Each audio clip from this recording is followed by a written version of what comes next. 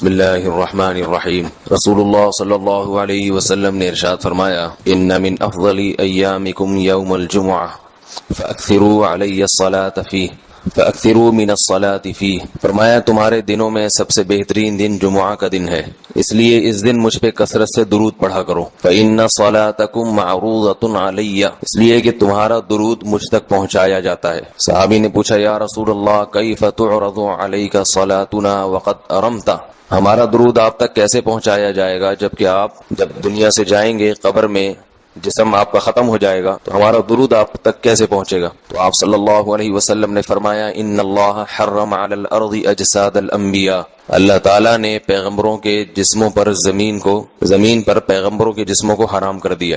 زمین کسی پیغمبر کے جسم کو کبھی ختم نہیں کرتی۔ تو یہ بھی امت کا اجماعی عقیدہ ہے کہ جتنے بھی انبیاء ہیں ان کے جسم بالکل سلامت رہتے ہیں۔ شہداء میں تو یہ بہت زیادہ مشاہدہ ہوتا ہے، بہت سارے شہداء کے جسم سلامت رہتے ہیں۔ ایک اور حدیث میں آپ صلی اللہ علیہ وسلم نے فرمایا، من صلی علی صلاۃ صلی اللہ بہا عشرہ، جس نے مجھ پر ایک دفعہ درود بھیجا۔ درود کہتے ہیں نبی صلی اللہ علیہ وسلم کے لیے اللہ تعالیٰ سے خصوصی رحمت کی دعا کرنا۔ ایک ہوتا ہے عام دعا، کسی کے لیے بھی رحمت۔ صلات کہتے ہیں خصوصی رحمت جو اللہ اپنے خاص بندوں پہ کرتا ہے۔ اس لیے صلات کا جو لفظ ہے نا، یہ درود اور صلات یہ پیغمبر کے علاوہ کسی کے لیے جائز نہیں ہے، کیونکہ یہ صلات خاص کس کے خاصہ ہے؟ یہ پیغمبروں کا۔ اس لیے ہم اللہم صلی علی محمد تو کہہ سکتے ہیں، لیکن یوں نہیں کہہ سکتے اللہم صلی علی فلان۔ تو وہ صلی جو ہے نا، صلات، یہ خاص قسم کی رحمتیں ہوتی ہیں جو اللہ پیغمبروں پر بھیجتے ہیں۔ تبھی قرآن میں آتا ہے اولئک علیہم صلوات من ربہم ورحمہ، کہ جو لوگ صبر کرتے ہیں ان پر اللہ کی خصوصی رحمتیں بھی ہیں اور رحمت بھی ہے۔ تو پتہ چلا صلات اور رحمت میں فرق ہے۔ صلات اعلیٰ قسم کی رحمتوں کو کہتے ہیں۔ تو آپ صلی اللہ علیہ وسلم نے فرمایا، جس نے میرے لیے ایک مرتبہ رحمت کی دعا کی، درود شریف پڑھا میرے لیے، تو اللہ اس پر 10 رحمتیں بھیجتے ہیں۔ اور جمعہ کے دن زیادہ فضیلت ہے درود شریف پڑھنے کی۔ البتہ یہ جو جمعہ کے دن میں حدیث مشہور ہے کہ 80 سال کے گناہ معاف ہوتے ہیں جمعہ کے دن درود پڑھنے سے، یہ حدیث سند کے لحاظ سے کمزور ہے۔ لیکن یہ جو میں نے حدیث پڑھی کہ جمعہ کا دن سب سے بہتر دن ہے، فاکثروا علی من الصلاۃ فیہ، لہذا اس دن مجھ پہ کثرت سے درود پڑھا کرو، یہ بالکل صحیح حدیث ہے۔ تو جمعہ کے دن درود شریف کی اضافی فضیلت ہے۔ آج چونکہ جمعہ کا دن ہے اس لیے میں نے کہا کہ اس بارے میں تھوڑی سی بات کروں۔ ایک اور حدیث میں آتا ہے، رسول اللہ صلی اللہ علیہ وسلم نے فرمایا، لا تجعلوا قبری عیدا وصلوا علی فإن صلاتکم تبلغنی حیث کنتم، فرمایا میری قبر کو عیدگاہ نہ بناؤ۔ جیسے میلوں کی جگہ ہوتی ہے نا، میلے ٹھیلے، عید پہ جب سب لوگ جمع ہو کے خوشیاں مناتے ہیں، تو جیسے مزاروں پہ ہوتا ہے نا، قوالیاں ہو رہی ہیں اور یہ میلے ٹھیلے ہو رہے ہیں آج کل دیکھا ہے۔ تو پہلے زمانے میں بھی جب کوئی نیک آدمی دنیا سے جاتا تھا تو لوگ اس کی قبر پہ دھرنے مار کے بیٹھ جاتے تھے، اور وہ مجاور اور یہ سب جو ہمارے یہاں ہوتا ہے۔ تو آپ صلی اللہ علیہ وسلم نے منع کیا کہ میری قبر کے ساتھ یہ کچھ مت کرو، البتہ مجھ پہ درود پڑھا کرو، اور فرمایا کہ تم جہاں سے بھی درود پڑھو گے یہ مجھ تک پہنچے گا۔ اور حدیث میں رسول اللہ صلی اللہ علیہ وسلم نے فرمایا، ما من احد یسلم علی الا رد اللہ علی روحی فارد علیہ، کہ جب بھی کوئی مجھ پر سلام بھیجتا ہے اللہ میری روح کو میرے جسم میں لوٹاتے ہیں اور میں اس کے سلام کا جواب دیتا ہوں۔ اب یہ کیسے ہوتا ہے؟ چونکہ یہ برزخی زندگی میں ہے، لہذا اس کی کیفیات میں اور گہرائی میں جانے کی اجازت نہیں ہے۔ جیسے اللہ بہتر سمجھتے ہیں یہ ہوتا ہے، اس کی حقیقت کا ہمیں علم پوری طرح نہیں ہے، برزخی زندگی ہے۔ اور حدیث میں آتا ہے رسول اللہ صلی اللہ علیہ وسلم نے فرمایا کہ رغم انف رجل ذکرت عنده فلم يصلی علی، اس شخص کی ناک خاک آلودہ ہو جائے جس کے سامنے میرا نام لیا جائے، میرا تذکرہ ہو اور وہ مجھ پہ درود نہ پڑے۔ ایک اور حدیث میں آپ صلی اللہ علیہ وسلم نے فرمایا، البخیل من ذکرت عنده فلم يصلی علی، وہ شخص کنجوس ہے، بخیل ہے جس کے سامنے میرا نام آئے اور مجھ پہ درود نہ پڑے۔ یعنی اتنی بڑی شخصیت اور اتنے بڑے محسن اعظم کا تذکرہ آ رہا ہے اور اس کی زبان سے دعا بھی نہیں نکلتی، تو اس سے بڑا کنجوس دنیا میں کون ہو سکتا ہے؟ ایک اور حدیث میں آپ صلی اللہ علیہ وسلم نے ایک شخص کو دعا مانگتے ہوئے دیکھا جس نے درود شریف پڑھے بغیر دعا شروع کر دی، تو آپ صلی اللہ علیہ وسلم نے فرمایا اس نے دعا میں جلدی کی ہے۔ پھر فرمایا تم میں سے جب کسی شخص کو دعا مانگنی ہو پہلے اللہ کی حمد و ثنا پڑھے، پھر مجھ پر درود بھیجے۔ قرآن مجید میں بھی اللہ نے حکم دیا، ان اللہ وملائکتہ یصلون علی النبی، کہ اللہ اور اس کے فرشتے، اللہ بھی رحمت بھیجتے ہیں اور فرشتے بھی رحمت کی دعا کرتے ہیں۔ یا ایھا الذین آمنوا صلوا علیہ وسلموا تسلیما، ایمان والو تم بھی محمد صلی اللہ علیہ وسلم پر درود بھیجا کرو اور سلام بھیجا۔ درود اور سلام میں فرق یہ ہے کہ درود اللہ کی رحمت اور سلامت کہتے ہیں کہ ہر برائی سے، ہر مشکل سے، ہر مصیبت سے بچائیں۔ تو کمال جب ہی ہوتا ہے جب اللہ ہر شر سے بچا لیں اور اضافی رحمتیں بھی بھیجیں۔ تو علماء نے درود شریف کی حکمتوں میں لکھا ہے کہ درود شریف جو اللہ نے ہمیں پڑھنے کا حکم دیا، اس کی بنیادی وجہ تو سب کو معلوم ہے کہ سب سے زیادہ احسانات اس کائنات میں اللہ کے بعد کس کے ہیں؟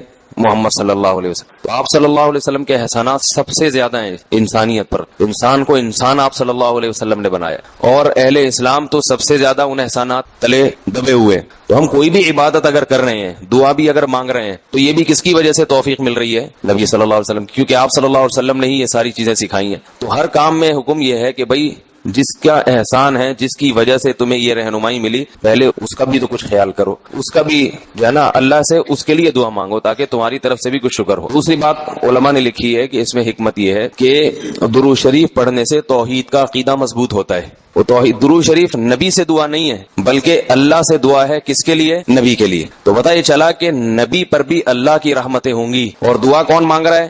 ہم مانگ رہے ہیں۔ تو اس میں نبی سے مانگنے کا دروازہ بند کر دیا کہ نبی سے مانگنے کا اسلام میں کوئی تصور نہیں ہے، بلکہ نبی کے لیے بھی اللہ سے مانگا جائے گا۔ تو جب نبی کے لیے بھی اللہ سے مانگنے کا حکم ہے تو اپنے لیے نبی سے کیسے مانگنے کا حکم ہو گیا؟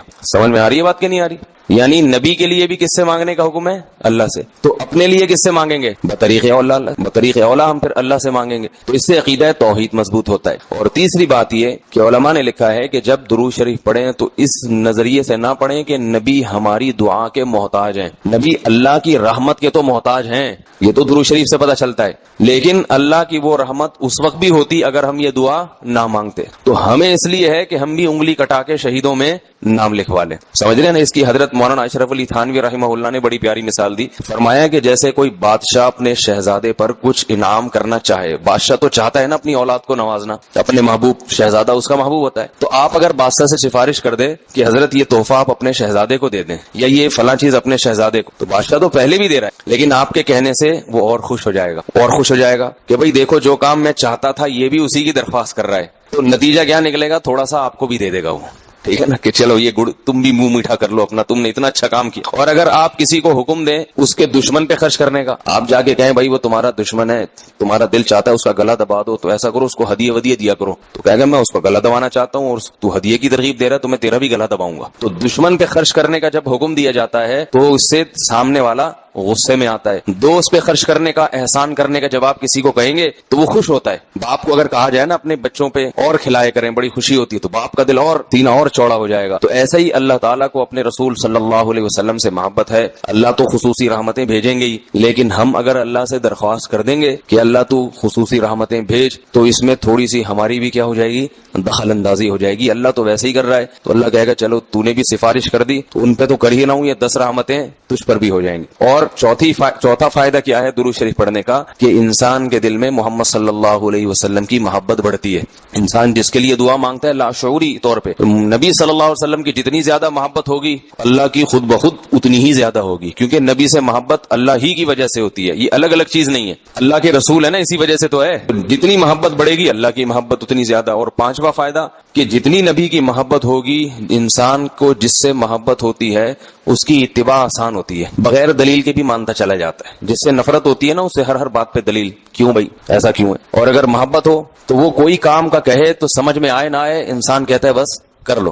صحابہ کرام کے محبت کے جو واقعات ہیں، حضرت انس رضی اللہ تعالی عنہ جب بھی کھانا پکتا تھا، اگر اس میں لوکی یا کدو پکتا تو کدو کے ٹکڑے تلاش کر کر کے کھاتے تھے۔ لوگوں نے پوچھا کیوں بھائی؟ فرماتے ہیں کہ میں نے رسول اللہ صلی اللہ علیہ وسلم کو دیکھا ہے کہ کدو شوق سے کھاتے تھے آپ۔ تو نبی سے محبت تھی، کدو سے محبت ہو گئی۔ حالانکہ یہ شریعت کا حکم نہیں ہے لوکی اور کدو سے محبت کرو، یہ تو اپنی انسان کی اپنی رغبت ہوتی ہے، کسی کو کسی چیز سے، کسی کو کسی چیز سے، لیکن عشق کی انتہا ہوتی ہے تو انسان کو محبوب کی محبوب چیزوں سے بھی ہو جاتی ہے۔ تو ہمیں بھی اگر نبی صلی اللہ علیہ وسلم سے محبت ہوگی صلی اللہ علیہ وسلم، تو اگر کدو سے نہ بھی ہو تو کوئی اتنا مسئلہ نہیں ہے، لیکن فرائض واجبات سے تو ہو جائے گی نا، جو شریعت میں ضروری ہیں، جن کی آپ صلی اللہ علیہ وسلم نے بہت تاکید کی ہے، تو ان سے تو ہوگی نا کم از کم۔ محبت نہیں ہے تو ہر وقت بیٹھ کے لوجی کی تلاش، داڑھی تک نہیں رکھے گا، داڑھی کا سمجھاؤ تو کہ بھائی کیوں بھائی، پھر یہ سمجھاؤ کہ بھئی آپ صلی اللہ علیہ وسلم کے اخلاق ایسے تھے، نہیں میری سمجھ میں نہیں آتے، ایسے کیسے اخلاق بنائے جا سکتے ہیں خادموں کے ساتھ۔ تو محبت ہو جاتی ہے تو سارے کام آسان ہو جاتے ہیں۔ تو درود شریف پڑھنے کا ایک فائدہ یہ بھی ہے، تو اس لیے ہمت کر کے علماء نے جو ایک نصاب بتاتے ہیں نا، روزانہ 100 دفعہ صبح 100 دفعہ شام. ویسے تو سب سے بہتر درود ابراہیمی ہے جو نماز میں ہم پڑھتے ہیں، آپ صلی اللہ علیہ وسلم نے سکھایا. یہ نہ ہو مشکل لگے اتنا کر لو صلی اللہ علیہ وسلم. صحیح ہے نا؟ یہ 100 دفعہ پڑھ لیں، کتنا ٹائم لگتا ہے اسے؟ صبح 100 دفعہ پڑھ لیا، 100 دفعہ شام کو پڑھ لیا. اور اگر پورا ہفتہ توفیق نہیں ملتی تو کم از کم جمعہ ہی کے دن پڑھ لے انسان. سمجھ رہے بات کو؟ نہیں سمجھ رہے بھائی؟ میرا خیال نہیں آ رہی. جمعہ کا دن پڑھ لے انسان، اس میں زیادہ فضیلت ہے. اور یہ جو درود شریف ہے نا، یہ صلی اللہ علیہ وسلم پورا پڑھنا چاہیے. میں کل بھی بیان میں کہا تھا نا، ساشے آ رہے ہیں ہر چیز کے. تو جیسے سلام کے ساشے نا، سلام کرنا ہو نا، اتنی سی آواز آتی ہے بس.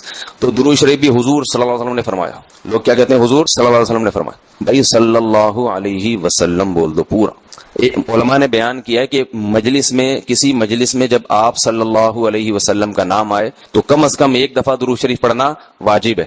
بار بار واجب نہیں ہے، بار بار افضل ہے. مجلس میں جب ایک دفعہ نام آیا تو پہلی دفعہ بہرحال واجب ہے، یا کم از کم ایک دفعہ اس مجلس میں. بار بار پڑھنا ضروری نہیں ہے، بہتر ہے. تو یا تو پڑھے ہی نہیں، ایک دفعہ پڑھ لیا کافی ہے. لیکن پڑھیں تو پھر ساشے نہ لے کر آئیں. درود شریف کو بگاڑے نہیں، پورا ہونا چاہیے صلی اللہ علیہ وسلم. اور اگر آپ کو ڈر یہ ہے کہ نہیں بار بار پڑھنے سے میری زبان گھس جائے گی، نقصان ہوگا اور توانائی کم ہو جائے گی، روزہ زیادہ لگے گا، تو ایک ہی دفعہ پڑھ لے مگر طریقے سے پڑھ لے. ساشے نہ لے کر آئے صلی اللہ علیہ وسلم، اس طرح نہ کرے. اسی طرح لکھنے میں بھی آپ صلی اللہ علیہ وسلم کا جب نام آئے، مجلس ایک ہے تو ایک دفعہ کہہ دے آدمی زبان سے. لکھنا واجب نہیں ہے. آپ صلی اللہ علیہ وسلم کے نام کے ساتھ درود شریف لکھنا واجب نہیں ہے، افضل ہے. تو یا تو اگر یہ ڈر ہے کہ میں نے لکھ دیا پورا نام تو میرا پین گھس جائے گا، سیاہی کا خرچہ زیادہ آئے گا، پیسے زیادہ بھرنے پڑیں گے مجھے، مہنگائی کا دور ہے، اتنی سیاہی میں افورڈ نہیں کر سکتا، تو پورا نام ہی نہ لکھے، یعنی درود شریف لکھے ہی نہیں. لیکن اگر لکھنا ہے تو چھوٹا سا سواد نہ ڈالے. سمجھ رہے بات؟ باقی ساری چیزیں پوری ہیں. یہ نہیں کہ والد محترم میں صرف واو لکھ دیا، ابا خود ہی سمجھ جائیں گے والد کی بات چل رہی ہے، ٹھیک ہے نا. زید کا نام آیا تو صرف زے لکھ دیا. کبھی ہوتا ہے ایسے؟ ہوتا ہوگا شاید آپ کے یہاں. اور جتنی باتیں آ رہی ہیں صرف کچھ ساشے پیش کر دی، ایسا نہیں ہے. جب درود شریف لکھنے کی بات آتی ہے تو صرف چھوٹا سا سواد ڈال دیا. تو بھائی اتنی تکلیف اگر ہو رہی ہے تو نہ لکھو، کوئی فرض تھوڑی ہے. لیکن اگر لکھنا ہے تو احترام کا تقاضا کیا ہے؟ پورا نام لکھا جائے صلی اللہ علیہ وسلم. دیکھو حدیث کی اتنی بڑی بڑی کتابیں ہیں، محدثین نے جو لکھی ہیں، کتنی بڑی بڑی کتابیں. جب بھی آپ صلی اللہ علیہ وسلم کا نام آئے گا تو محدثین پورا درود شریف لکھتے ہیں صلی اللہ علیہ وسلم. کسی حدیث کی کتاب میں، امام بخاری کی ہو، امام مسلم کی ہو، یا ابن ماجہ ہو، یا صحیح ستہ کی جتنی کتابیں اس کے علاوہ بھی ہیں، جب درود ہوگا تو پورا صلی اللہ علیہ وسلم ہوتا ہے. تو لکھنے میں بھی اس کا اہتمام کرنا چاہیے، پورا نام لکھ دیا جائے. یہ جو میں کہہ رہا ہوں نا قلم گھس جائے گا اور یہ ہو جائے گا، یہ تو بخیل آدمی کے لیے، ورنہ کس قلم تھوڑی گھستا ہے. لکھنے پورا تحریر لکھ رہے ہو، جب بھی نام آئے صلی اللہ علیہ وسلم پورا لکھنا چاہیے. اللہ تعالیٰ عمل کی توفیق عطا فرمائے. ایک چھوٹی سی آخر میں بات سن لیں کہ آپ صلی اللہ علیہ وسلم کا جو لقب ہے نا، لوگ مختلف ناموں سے پکارتے ہیں. کوئی کہتا ہے حضور اکرم صلی اللہ علیہ وسلم نے فرمایا، یہ بھی ٹھیک ہے، آپ سب سے اکرم ہیں. کوئی کہتا ہے سرور دو عالم صلی اللہ علیہ وسلم نے فرمایا. کوئی کہتا ہے حضور صلی اللہ علیہ وسلم نے فرمایا. یہ سب ٹھیک ہے نام، لیکن سب سے بہترین جو نام آپ کے لیے ہے رسول اللہ صلی اللہ علیہ وسلم، کیونکہ اس سے بڑا لقب کوئی بھی نہیں ہے. رسول اللہ کا مطلب اللہ کے سفیر، تو یہ سب سے بڑا منصب ہے. اس لیے عام استعمال میں جو صحابہ کا بھی طریقہ تھا، نبی اللہ، صحابہ کیا کہتے تھے؟ نبی اللہ یا رسول اللہ. تو محدثین بھی جو لفظ آپ کے لیے استعمال کرتے ہیں رسول اللہ صلی اللہ علیہ وسلم یا نبی اللہ، تو عام استعمال میں یہ زیادہ بہتر ہے. وہ بھی ٹھیک ہے، سرور کائنات، حضور اکرم، شفیع المذنبین، سب صحیح ہیں. لیکن ہوتا ہے نا جب بہت سارے آپشن ہو تو انسان سلیکٹ کرتا ہے سب سے بہترین کو. تو سب سے بہترین لفظ آپ کے لیے کیا ہے؟ رسول اللہ. یہ سب سے بہترین لفظ. اللہ تعالیٰ سمجھنے کی عمل کی توفیق